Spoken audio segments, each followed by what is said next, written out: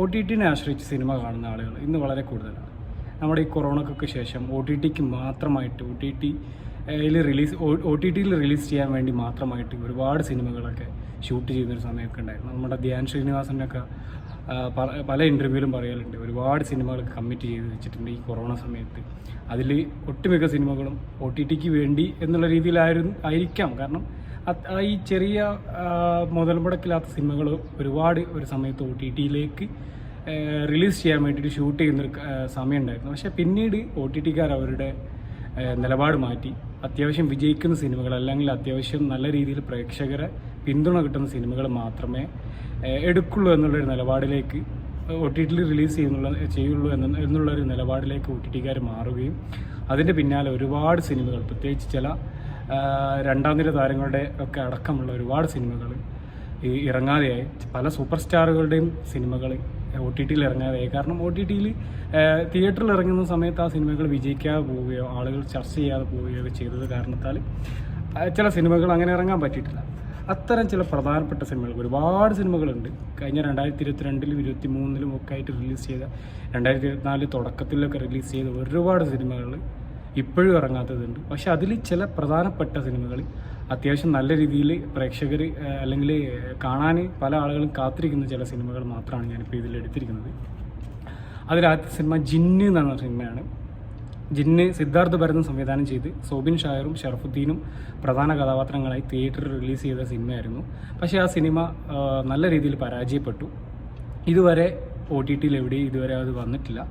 ഒരുപക്ഷെ സാമ്പത്തികമായി വിജയിക്കാത്തത് കാരണം കൊണ്ടായിരിക്കാം. ചിലപ്പം എല്ലാ സുഹൃത്തുക്കൾക്കും പുതിയ വീഡിയോയിലേക്ക് സ്വാഗതം.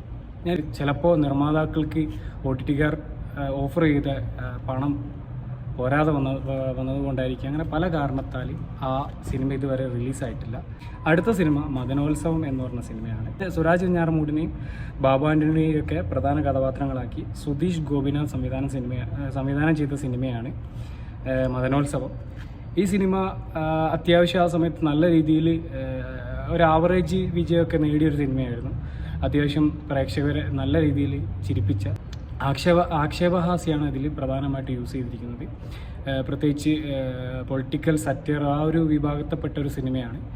അപ്പോൾ ആ സിനിമ ഇതുവരെ ഒരു OTTയിലും റിലീസ് ചെയ്തിട്ടില്ല. ഒരുപാട് ആളുകൾ കാത്തിരിക്കുന്ന, ഒരുപാട് ആളുകൾ വെയിറ്റ് ചെയ്യുന്നൊരു സിനിമ തന്നെയാണ് മദനോത്സവം. എന്തുകൊണ്ടാണ് അത് റിലീസ് ചെയ്യാത്തത് എന്നുള്ളത് ഇതുവരെ അതിൻ്റെ നിർമ്മാതാക്കളുടെ ഭാഗത്തുനിന്നും ഒരു കൺഫർമേഷൻ വന്നിട്ടില്ല.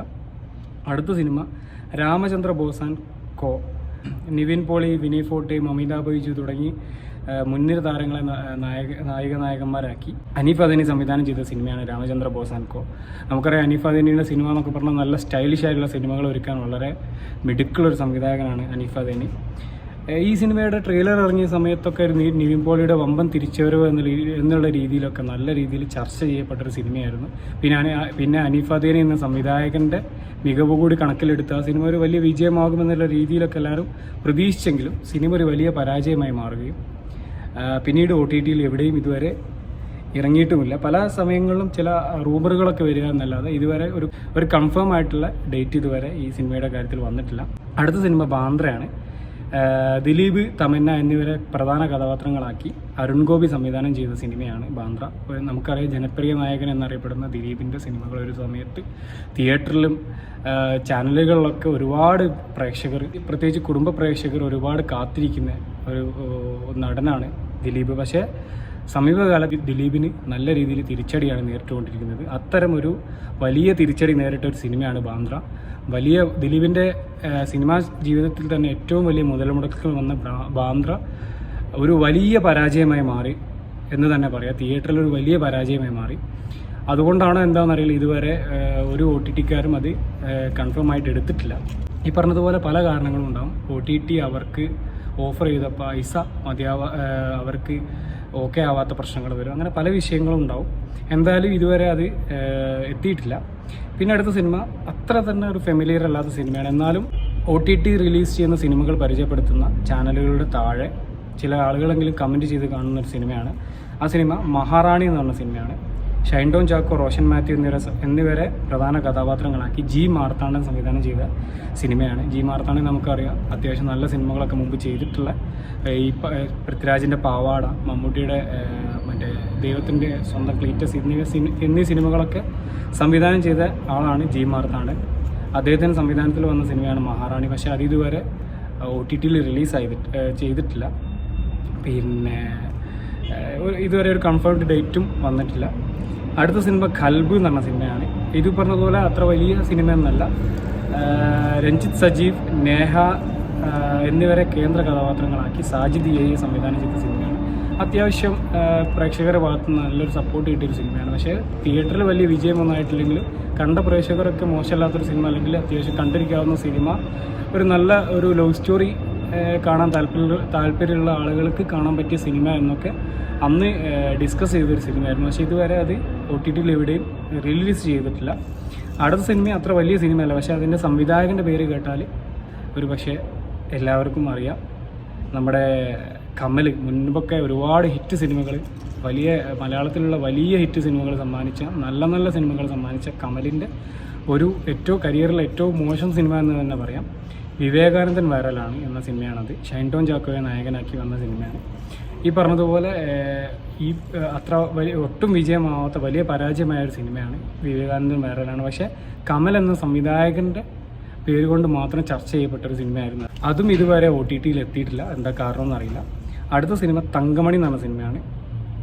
ദിലീപ്, നീത പിള്ള, മനോജ് കേശൻ എന്നിവരൊക്കെ കേന്ദ്ര കഥാപാത്രങ്ങളാക്കി ഒരു റിയൽ ഇൻസിഡൻറ്റിനെ ബേസ് ചെയ്തുകൊണ്ട് ഒരുക്കിയ സിനിമയാണ്. നമുക്കറിയാം തങ്കമണി കേസൊക്കെ നമ്മളൊക്കെ പല സമയത്തും കേട്ടതാണ്, മാധ്യമങ്ങളിലൊക്കെ വലിയ ചർച്ച ആയതാണ്. ഈ സിനിമേൻ്റെ ട്രെയിലർ ഇറങ്ങിയ സമയത്ത് തന്നെ വലിയ പ്രതീക്ഷ ഉണ്ടായിരുന്ന ഒരു സിനിമയായിരുന്നു തങ്കമണി. പക്ഷേ സിനിമ ഇറങ്ങിയ സമയത്ത് ഒരു വലിയ പരാജയം നേരിട്ടൊരു സിനിമയായിരുന്നു അത്.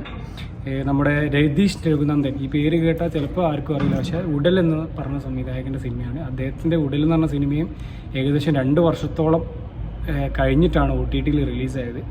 പിന്നെ നമുക്കറിയാം ദിലീപിൻ്റെ ഒക്കെ സിനിമകൾ മുമ്പ് വലിയ വിജയം നേടിയതാണ്. പക്ഷേ അദ്ദേഹത്തിൻ്റെ ഈ സമയത്ത് വരുന്ന സിനിമകളൊന്നും അത്ര വലിയ വിജയമാകുന്നില്ല. പല കാരണങ്ങളുണ്ട്. അദ്ദേഹത്തിന് ഒരു വലിയ ഹിറ്റൊന്നും ഇതുവരെ ലഭിച്ചിട്ടില്ല. അതിൽ തുടർച്ചയായി വന്ന പരാജയത്തിൽ അദ്ദേഹത്തിന് വന്നൊരു പരാജയ സിനിമ കൂടിയാണ് ഈ തങ്കമണി എന്ന സിനിമ. പിന്നെ ഇതിൽ ഞാൻ പവി കെയർടേക്കർ എന്ന് പറഞ്ഞ സിനിമ ഉൾപ്പെടുത്തിയിരുന്നു. പക്ഷേ അതിപ്പോൾ കഴിഞ്ഞ ദിവസം OTT-യിൽ ഒഫീഷ്യലായിട്ട് കൺഫേം ആയിട്ടുണ്ട്. ആഗസ്റ്റ് ഫസ്റ്റ് വീക്കിൽ ആ സിനിമ ഇറങ്ങാൻ സാധ്യതയുണ്ട് എന്നുള്ളൊരു റിപ്പോർട്ട് കിട്ടിയിട്ടുണ്ട്. അതുകൊണ്ട് ആ സിനിമ ഞാൻ ലിസ്റ്റിൽ നിന്ന് ഒഴിവാക്കിയതാണ്. ഇതുപോലെ നിങ്ങൾക്ക് അറിയാവുന്ന സിനിമകളുണ്ടെങ്കിൽ നിങ്ങളൊന്ന് കമൻറ്റ് ചെയ്യാൻ ശ്രമിക്കുക. ഒരുപാട് സിനിമകളുണ്ടാവും. ഞാൻ പെട്ടെന്നുള്ള സെർച്ചിൽ കിട്ടിയ സിനിമകളൊന്ന് പരിചയപ്പെടുത്തുക എന്നുള്ള ഒരു ഉദ്ദേശം മാത്രമേ ഉള്ളൂ. ഇനിയും ഒരുപാട് സിനിമകളുണ്ടാവും ഇതുപോലെ നല്ല രീതിയിൽ നല്ല രീതിയിൽ വെയിറ്റ് ചെയ്യുന്ന സിനിമകൾ. ഇപ്പോൾ ധ്യാൻ ശ്രീനിവാസൻ്റെ ഒരുപാട് സിനിമകൾ OTT-യിൽ ഇനിയും റിലീസ് ചെയ്യാനുണ്ട്.